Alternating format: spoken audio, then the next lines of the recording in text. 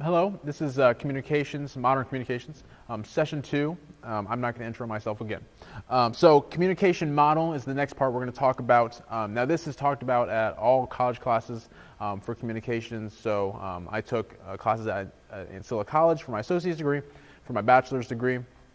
At Olivet, we still talked about the same model of what communication is with human interaction. There is a sender. A sender is the person who is sending a message. So it's really not that hard for the stuff. It's like, it seems like, well, duh, but that's kind of what it is. So, and there's also a receiver, the person who is receiving a message. And then there is just the message itself. The message, one of the cool things about the message is that it does not need to be particularly verbal. Actually, for example, if I'm eating one of my favorite snacks, Sour Patch Kids, and you see me make like the face, like you can kind of figure out what's going on without me even saying anything. My message to you already was, wow, this is sour. And you kind of encoded it and figured out, hey, that looks sour. That's communication altogether. Actually, right now, we are all communicating with one another, whether we know it or not. Some theorists think that communication is kind of like a straight one-on-one, while others think it's almost like a bubble where our bubbles are kind of like running into each other in a constant state, which is super complex, and I don't know how I feel about it either. So that's kind of what human communication is, the communication model. Oh, there is one important aspect to human communication, and that is noise. Now, noise is background information that is disrupting the message. So in this case, the classic "Never Gonna Give You Up" by Rick Astley. So that was the worst example I think I've ever made, but I loved it so much. No, but that is noise is background information that's not part of the message. A couple different things can be part of noise. One of the things that I found interesting was that actually, like if you're not feeling too well, if your stomach hurts, that's actually noise technically. It's noise outside of the information. Hey, I'm hungry. Why won't Hagen be quiet so I can go get McDonald's? That's also noise. There's a couple different aspects to that. It's just part of communication that's not involved with your message. Human communication. There is a definition from the book Communicating in Small Groups, Principles and Practices by Stephen Beebe. It says that human communication is the process of making sense out of the world and sharing that sense with others by creating meaning through the use of verbal and nonverbal messages. Now that is a very complicated definition, which is okay. It's kind of just all together. I won't ask you to write that on your notes for a test because that is crazy long and explanative. Yes, one more time is human communication. It's the process of making sense out of the world and then sharing that sense with others by creating meaning through the use of verbal and nonverbal messages. Give me a minute to write those down because that is a mouthful. Making sense, we do realize that making sense of the world around us is part of kind of what humans are altogether. The earliest part of development is, the toddlers of making sense of who are my parents and things like that. Humanity's constantly going towards what are we making sense of the world? What is the world? We use our senses to understand what is happening around us, our sight, our smell. Right now, I'm a little nervous, so I'm sweating a little bit, so I smell probably a little not too great. That is a sign of communication. That's part of making sense to what's going on. We also use memories to understand what is happening around us in the sense that we have past experiences that affect the future. So, for example, if I chuck this phone across the room, it most likely will get broken. How do I know this? Well, I've dropped a phone once or twice in my life, and they've broken before. So, kind of device that down. If I chuck this, it's going to fall down. That our human brain is constantly making these types of assumptions in our head, and that is making sense of the world. And lastly, we use our creativity and understanding to give meaning to what is happening around us. So there are a couple times, we'll look at like a painting or something like that. Like, this means this to me. Well, that doesn't mean that to anybody else except for you. That is the aspect of creativity, which actually is kind of just like for scientists, they have a really hard time like describing that, and even like writing that down in a theoretical sense. It's just kind of they're the oddballs, they're creative types. So another important part of the communication model is we're going to learn some Greek. So be prepared. I know. Ethos, E-T-H-O-S. Pathos, P-A-T-H-O-S. And logos, L-O-G-O-S. Like the Taco Bell logos. These are very important aspects to what we know as communicators. Ethos is the idea when you're speaking to prove that you are a credible speaker or to a credible character for a communicator. So for an email, maybe you're reading, well, I remember, in my past experiences, blank, blank, blank. In my past experiences would be a form of using ethos in my background or my credibility. For somebody say something about, I would rather, here, I'll give you a good example. I would rather listen to Stephen Hawking teach about quantum physics than maybe John Doe across the street. Why? Because Stephen Hawking's got the ethos around him. He's got the background, the credibility. And so that is a huge part of communicating, saying that, I have the credibility because I've done such and such and such. You can build credibility. One of the ways you can build ethos is a couple different ways. Openness is the easiest way. A great example for this is for pastors to put in, I've dealt with such, and such, almost their testimony. It can be incredible saying, hey, I've also dealt with that, Pastor, what's your name? And then just go along with that. Pathos, this is called emotional appeal.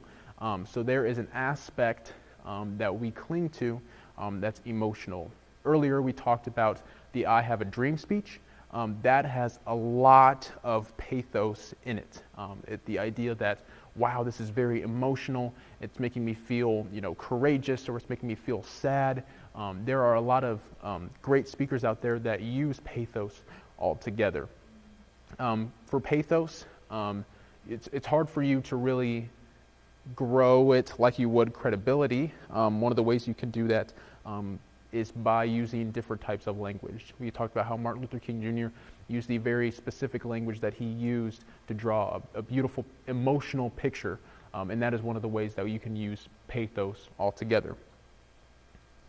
And then lastly, on our list is logos, which is logical appeal.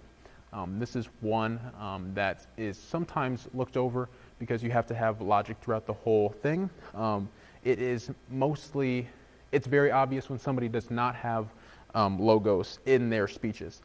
So I don't know if you've ever been in a speech, but like you've heard something and just kind of like did the double take, like that doesn't make sense. I'm going to point that out. That would be the opposite of logos.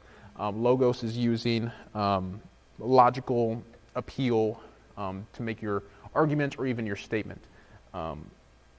So yeah, that's kind of what logos is. I was trying to think of a good example right there, but nothing coming to me right now. So altogether, those help us really create good speeches altogether. If you can do, we call them the 33%, 33 and a third or whatever, but they call them 33%. You add those all together to make a really good speech. And if you can split them all into about a third of your speech, it is a very, very touching speech that usually moves hearts while being sound and credible at the same time. So that is the start of communicating and public speaking.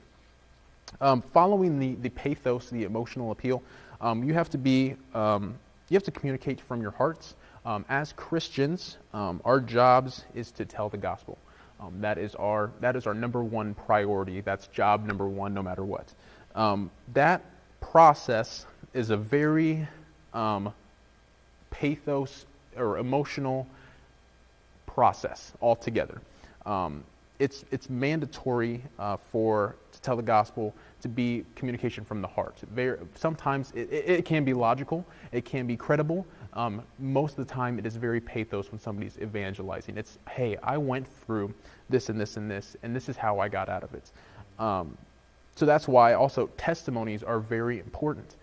Testimonies do a couple of things. They give that sense of openness that we talked about. That's credibility. The person giving their testimony has to admit where they have been, which is a sense of, I'm laying my guard down, which people are not very good at nowadays. But it's also a very important aspect of what we do as Christians when we evangelize and when we tell our testimonies. You also have to explain how their lives have been changed ahead of that time. So you have to be able to look at your life now compared to how your life was back then. Testimonies give the listeners a chance to look at their own life, and I think that's one of the most important parts to it. You, as a person who gives their testimony, opens up their hearts and tells, hey, this is my story, and this is the good, the bad, and the ugly all together. But that also gives the people, while you're saying that, the chance to look at their own life, saying, I've been in those situations, or I've been in those good times, or I've been in those ugly times. And that really, that right there is having to get them think, is I've been in situations like that. Could God save me from the same situations again? Or I've never been in a situation that terrible, or maybe that good, but could God get me out of that, or put me in a situation that good? That's the idea for testimonies. Testimonies, again, are a powerful tool to reach the gospel. Very few, everybody, from the beginning of Christianity, testimony was used. We talked about Paul and using his testimony in the marketplace, and also using his testimony in the synagogues. That is from almost the beginning of Christianity. We have used testimonies to do what we have to. So. Now, what makes a great communicator? I have 3 large topics on what makes a great communicator. I'm not saying that there is a magical potion that if you put all these together in the same formula, you will be the best communicator of all time. It's not really how it works, as much as it is. As much as I would like to make some formula like Shrek 2, that's not how it works. But there are a couple different things to do that. The first one is engagement. The best communicators, they never have to ask for engagement. They simply just have your engagement. There's a couple podcasts that I listen to, Andy Stanley's podcast that I listen to, where I'm listening to them, and there'll be an hour-long session that he has, and I'm thinking, well, that went by really quick. Why did that go by so quick? Because he captivated you through his engagement the entire time. You can get lost in time listening to these good communicators through engagement. That's one of the key phrases. They also use very captivating wording to get your attention. I can't specify enough how important wording is. And if you're thinking like, well, I don't know big lingo, there are thesauruses and dictionaries to use. Whenever I write a speech, I always try to find a word like, I know that's a good word. What's the thesaurus is obviously a lot smarter than I am. What's a good word that I could use for that? Thesaurus, actually .com is amazing because it tells you like in this sentence, this will work a lot better than what you were even going to plan to do. Like, okay, cool. So even now, we have tools to make our communicating better with engagement through the internet. So timing, we talked about this a little bit. I think it's one of the most overlooked parts of being a good communicator. It's hard to have good timing. Very few people have it. I don't. I'll be honest with you right now. I am the type of person to rush when I'm nervous. I tell people as an admissions counselor, I have to give them tours and things like that. I sometimes have to warn them like, hey, I talk fast. I apologize. If you have any questions, don't be afraid to stop me. I'm not a bullet train. Just keep it going. You can stop this. What's going on here? So I've been working on, timing and how that works. But it is not hard. I have found a couple small tricks to help me a little bit. One of these small tricks is to hear the words that are coming out of your mouth. So you could probably hear myself, like literally do it to myself right there. Hearing the words coming out of your own mouth gives you the sense of where you need to put pauses and things like that. so that if you were listening to it, your body naturally knows kind of the rhythm of you should stop right around here and then continue on. That's, for some reason, it's a lot easier to know timing and pacing when you are listening to the words come right out of your mouth. So if you are the fast, nervous talker, like right, I'm right there with you, that is an excellent way of going over that just a little bit. So, and then the last of the three is precise explanation. Having precision in explanation helps get our messages across in a quick and effective way. I have been in many classes where somebody has not been very precise in their explanations, and I have never wanted to take a nap more. There was a time where there was this, I would say he's 95 in age, professor that I had, and I sat front row because that's where my friend sat. I really didn't want to be front row. I had a whole all-nighter for a different class, and I accidentally fell asleep in his class, that class, which is, you don't do, but my friend told me that I slept like this, front row of class. The professor looked at me and went, okay, and then continued on. That is the opposite of encouraging what to do. Don't do that. That is a no-no. But there are times where he was kind of just walking around his ideas, and I was not taking notes because he was not walking around the ideas that I needed to be on the notes. So precise explanation gives you, hey, this is really important. Do these types of things, in a precise way. So I always like to have a precise explanator. I'm making that word up. I'm sticking with it. Precise explanator. One of my bosses at Olivet, his name was Matt Steinecker. We had, this was for the job where the tech team is where I worked with. There are a lot of technical names for different things. But he also worked with people like me, college students, which we are not known for being the most, I don't know what's the word, smart people, or even, the most, well-listened people. And so he is really great at explaining how to get things. Like, hey, I need you to go to this cupboard, down the left shelf, down to the left. He was very precise in what he had to do, and that was helpful for me, absolutely. So thank you, Matt Steinecker. I'm giving you your shout out right here.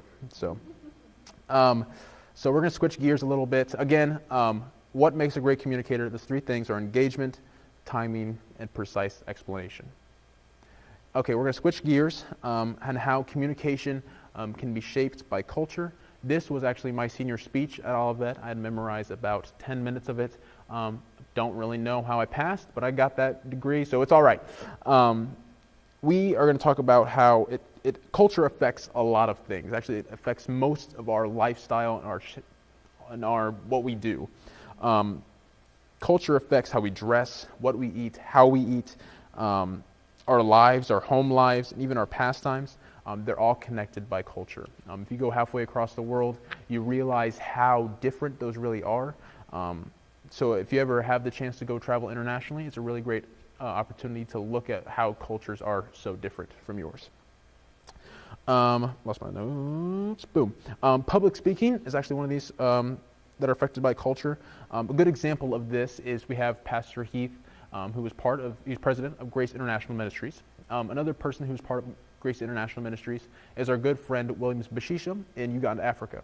They have two very different cultures that they have to work with. One is small town Indiana, where they have a lot of farmland, and we have farmers that go here that like to hunt and things like that. The other one is larger city of Kampala, Africa, which has, bustling cities. One of the things in Africa is they don't have any stop signs or stoplights, so it's chaos always, in a crazy fun way. I don't know, I kind of enjoyed it. But those two had to they still have the same theology, they still have the same belief systems as under Grace International Ministries, but does that mean that they preached it in the same exact way? No, they don't, because they are two different cultures that you have to adapt to that. So yeah, one of the things we have to be careful for is creating a Christian culture. Now this is, I feel like this is kind of a touchy topic, so bear with me here. we have heard, I have personally heard so many times churches, pastors, and leaders use the idea that we are in this world but not of it, which is true. We are in this world as Christians, but we are not of this world. We don't love what the world is doing with sin and things like that. But Christianity was never meant to be its own culture. Christianity was meant to be adaptable to cultures. There should be a Christianity. The same Christian who's in Saudi Arabia is still a Christian inside of the United States, even if they're not wearing a suit. I've seen so many times Christians bear off other non-believers or people who think completely different from them just because they're not even dressed the same. They won't even listen to them. And I think that is the most dangerous thing that we could ever do. It really shows the hypocrisy of the modern church today. Jesus himself, Christ himself, befriended those who were far from God in the sense that even I think that if Christ was a pastor today, I think he would still take flack for doing that. I think that we really have to nail the head that we are part of a culture that is very, self-oriented, but we also stick out because we are self-giving. And we're not going to be we might wear suits or ties and things like that, but that's not what makes us Christians. It's because we love one another like we do ourselves.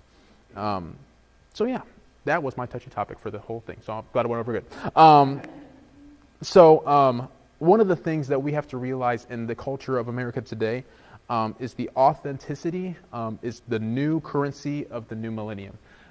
We have seen all over the earth people mostly become unauthentic. Maybe they weren't telling the whole truth. And we, as Americans, love when they're not because we can point them out, pretty much laugh at them. It shows us how much we love authenticity as a person. Nobody wants to be hidden behind anything. No skeleton in the closet. We don't want anybody to have those, even though we all have them in ourselves. I think that's what a hypocritical thing for us Americans to do. One great example of this is the famous rap duo Milli Vanilli. Some of you may know Milli Vanilli. Had some awesome songs. They were releasing stuff that was great, got Grammys. The bad thing about their awesome songs is it wasn't theirs. So they got those taken away. That was almost 15 years ago or something, maybe even more. We still make fun of them for it. So that kind of shows you the importance of authenticity to the new millennium and us as a culture in America. And that leads me to my next point on how culture, I think, is about to change rapidly. We right now are in the middle of a crisis called COVID-19. I will talk about it not too much, but a little bit. We will be a culture, I think, more of isolation after all of this goes down. I spend all day in my room working. I work from home on my computer doing my job, and it was. I'm gonna be honest. It was awesome because people weren't barging into my office and telling me to do such and such. They had to call me, which I would just beep. No. But it was really great. I kind of liked it, which kind of got me thinking is if I can do my job at home, will they just let me keep doing my job at home? Which I think here in the next 6 to 8 months, a lot of those office positions will be staying that way. People who work in manufacturers and things like that, they'll be obviously going back to work on things. Office jobs, I'm going to say that most jobs are going to move towards that, and definitely in the future, most jobs are going to move towards the idea of staying at home and working, which isolates people, which doesn't give you great close communication and relationship with people that you're around. One of the things that I wanted to point out is that we are an industry of technology, a nation of technology. One of my tasks right now with everything that's going on with COVID-19 at Ancilla College is to make tours. I do tours, like I was saying before, to students who maybe want to come to school or maybe are just kind of interested. I'm working on a way for the whole college where I could be in my office and still show them every single thing in the college without ever leaving my chair, without them even leaving their home, which is mind-blowing to most. I mean, we could not think of that 15 years ago. So communication altogether, I feel is going to be more of this and more of computers than ever before. That will not change for many, many, many, many years. But that also gives you, that is not the best way to communicate. Studies show that face-to-face communication is the way to go altogether. That's the only way. So, but we also have to realize, while in this time of technology, we cannot get stuck in the mentality of keeping things the same the whole way. I've been tasked with doing this because we are in a crisis right now, because we have to change. That we've been kind of forced to change at Ancilla College because of that. And I think us as the church, we have to be able to, capital C, church, we have to be able to adapt as well. We have to be able to adapt to technologies and things like that. One of these technologies is social media. If you're a big social media person, you're going to like this. If you're a not so social media person, you probably won't going to like this. A couple things about social media. You don't have to write these down for notes, but 2/3 of Americans are getting their news from social media. They're not watching Fox News on TV. They're reading the articles that they posted on Facebook, and they're sharing that immediately. To stay entertained is one of the reasons that we use social media, because people love memes. That's what they do. It's the new television. We have, Taylor and I have Hulu and Netflix and Disney Plus, and we'll watch stuff on our phone. We won't turn on actual I can't tell you the last time I actually turned TV on. I want to say it was the Super Bowl, because I had to.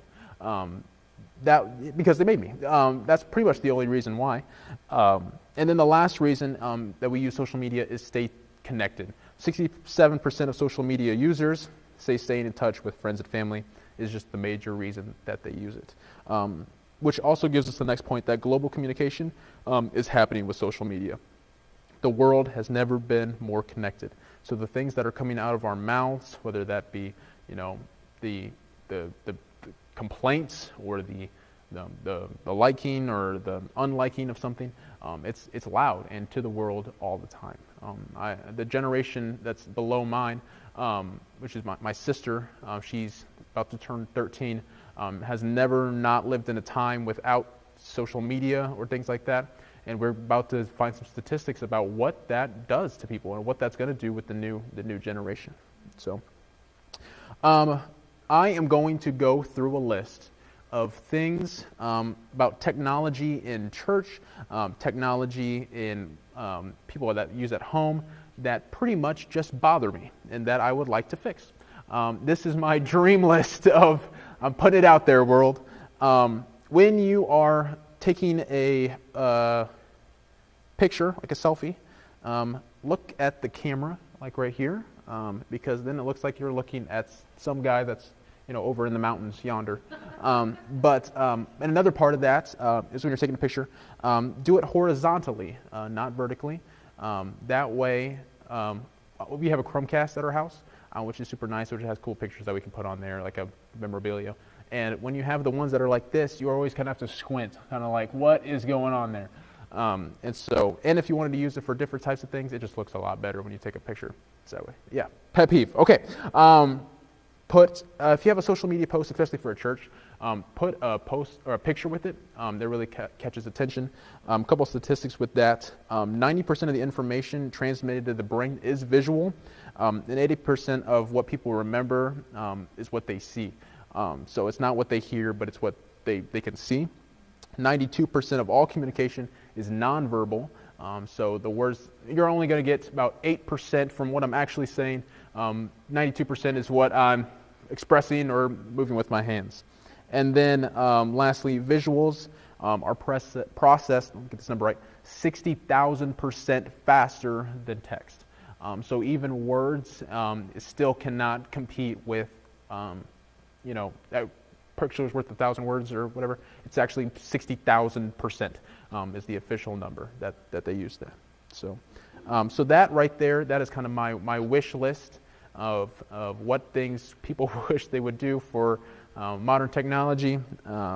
Never use Comic Sans. I'm just going to throw that one out there. Don't do that unless you're a daycare teacher, which my mom just pointed her finger. 1 minute. Okay. So I'm going to be concluding here. This was an awesome experience talking to all of you. But I just wanted to make sure that I kind of get the point across that communication is really just about engagement, engaging with other people, whether that be over a phone, whether that be a text that you send to somebody, or a face-to-face conversation, or a conversation where you're talking to a group of people. Communication is all about engaging with one another. And even the body of Christ, I think we have to realize that times are going to be changing, but that has been the way for centuries, and for thousands of years we've been able to communicate with one another through face-to-face interaction, telling stories, our testimonies, and what we do. So again, thank you for having me, and that concludes this session too. Awesome. Very cool.